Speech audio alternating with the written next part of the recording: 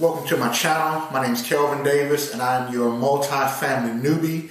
What we're going to talk about today is appreciation versus income.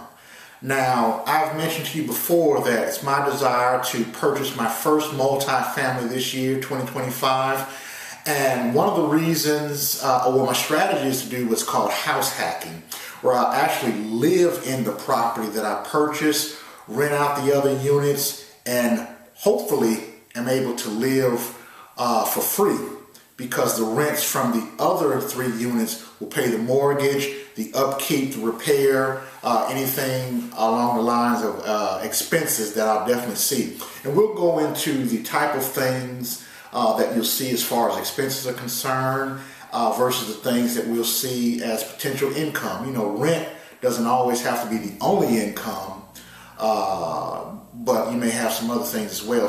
But today I wanted to talk to you about appreciation versus income. Now, one of the reasons why I wanted to get into multifamily properties was because of the income. Because I want to have income coming in that'll basically pay for my retirement. You know, I'm not counting on Social Security, not counting on a pension fund, but want to use the rent that comes in from the multi-properties to basically fund my retirement so that I can travel, that I can visit, that I can do the things that I want to do when I reach that age of retirement. Now, appreciation is different from income in that appreciation basically is the value of the property going up. You know, if you buy a property for $100,000 and in 5 or 10 years you have it appraised and now it's worth $120,000, $150,000, that's what appreciation means. It goes up in value. The value of the property itself goes up. Versus income, where that's steady money coming in, hopefully on a monthly basis that you'll be able to use for your lifestyle or at some point in time. Now, there are properties that you would purchase because the appreciation likelihood is great, but not necessarily because the income is there. Now, generally in A-class neighborhoods where all the houses are new, there are plenty of stores there, you know, everywhere you would want to shop, you know, all the national stores and boutiques and things of that nature. In those neighborhoods, the value of the property will rise, but because the cost of the cost of the house or property is so much, you're not able to charge as much in rent that will not only take care of the mortgage on that high cost property, but also put a couple of bucks in your pockets as well. So, but in a lower, when I'm saying lower, I'm talking about a C or D class neighborhood where you have, you know, blue collar workers or a lot of unemployment or crime going on. Because the risk there is greater, the risk of you receiving your rent at all is greater, you're able to charge higher rents, but also the cost of the property itself is lower.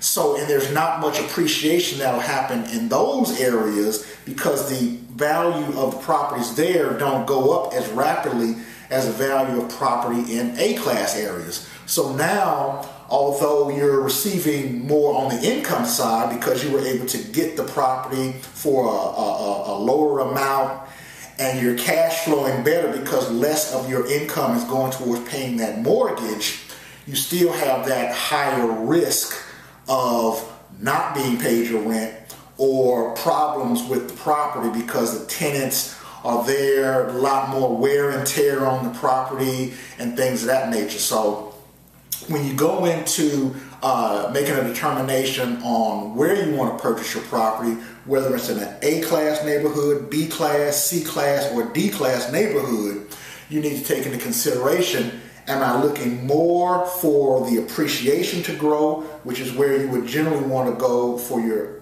in your A-class neighborhoods, that appreciation is there, property value, or am I looking more for the income, which would be, you know, generally in your D-class area, but you have to look at the risk as well. So My desire, my goal is to do B minus C plus area, where you have working class people, everybody's going to work more or less, and you have less unemployment problems, a little higher, socioeconomic situation going on there. Not the tippy top, but not the bitty bottom either. So you want to definitely consider those things and consider, is your goal more towards the appreciation side, the property value going up? Now, property values are going to go up one way or the other. They'll probably just increase at a greater rate in an A-class area than a D-class area. But land, they're not making any more of it, and the value is going to increase